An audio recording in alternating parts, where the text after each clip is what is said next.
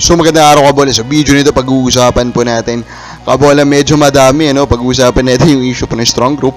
And then of course yung mga nilabas po kabola or isa po sa mga nilabas po na bagong trade rumor nito pong si Snow Padua. So hindi pa nakasubscribe pakipindot naman po yung subscription button. So mga comments muna tayo ng mga fans. Ronald Barbusidad, shoutout sir. Mario Padilla, minalas lang talaga sa pagkuha ng magaling na import ang SMB. On the lighter side, maganda rin yan, hindi na sila nakapasok sa playoffs para magandang pwesto nila sa draft. Again, that's what's the beauty of the draft po kabola, diba? You will be having the right to draft a better guy kasi you will have an earlier pick kabola. At yan ay mangyari nga sa San Miguel Beermen. Malyari Mascareñas, pa-shoutout naman, idol, thank you so much. Gagalaw ng SMB, lahat, rebound coach and assistant coaches, some of the players, sabi niya dito. Kabola, tingnan natin, no? Boss Malyari Mascareñas, kung magagalaw na talaga ang San Miguel. Then shoutout, idol, sabi naman po ni Anthony Alon. So, Magnolia Jets made it, kabola, sa playoffs. Sila actually yung mas unang naging delikado between the San Miguel Beermen and Magnolia. Pero sila pa tong nakaligtas kabola, no? Mula sa elimination. Now, they will face Northport Batang Pier. And malamang ang mga fans kabola magiging mainit ang mata sa matchup na yan because of what Northport is to the San Miguel Corporation kabola. Although may twice to beat advantage po ang Northport. Actually, this is a good test for the Northport Batang Pier. Ano, magseseryoso na ba kayo?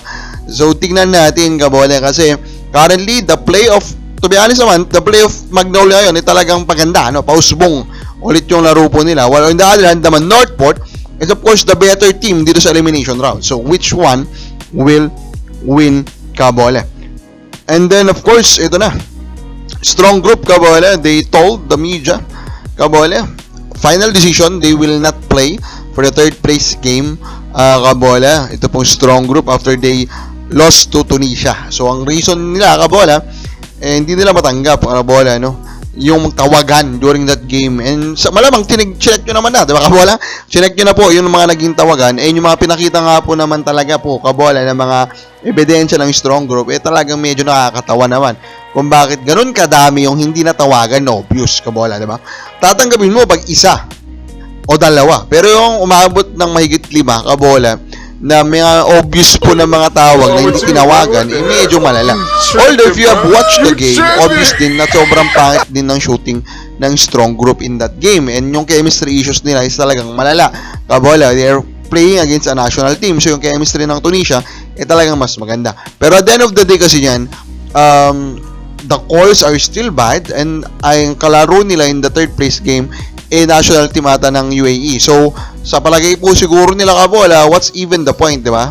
Mas maganda na lang siguro that they take a stand against the thing na hindi po nila sana manaranasan pa. Just in case, maglalaro pa po sila dito po sa tournament po na ito, kabola. And for them, of course, this is the right thing to do. And I think I respect them for this decision, no? They are standing with this decision.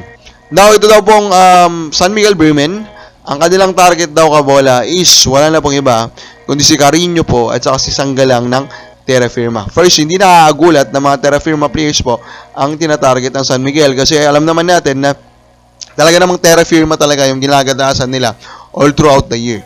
And hindi rin nakakagulat na si Carino yung kanila pong target kasi nga po siya ngayon yung number 1 kumbaga na trade asset po ng Terra Firma, kabola. Ang kagandahan lang siguro para sa kanila, good fit din po talaga siya para dito po sa San Miguel Beermen, kabola. So, Sanggalang is also a fine fit, undersized big man, kabola.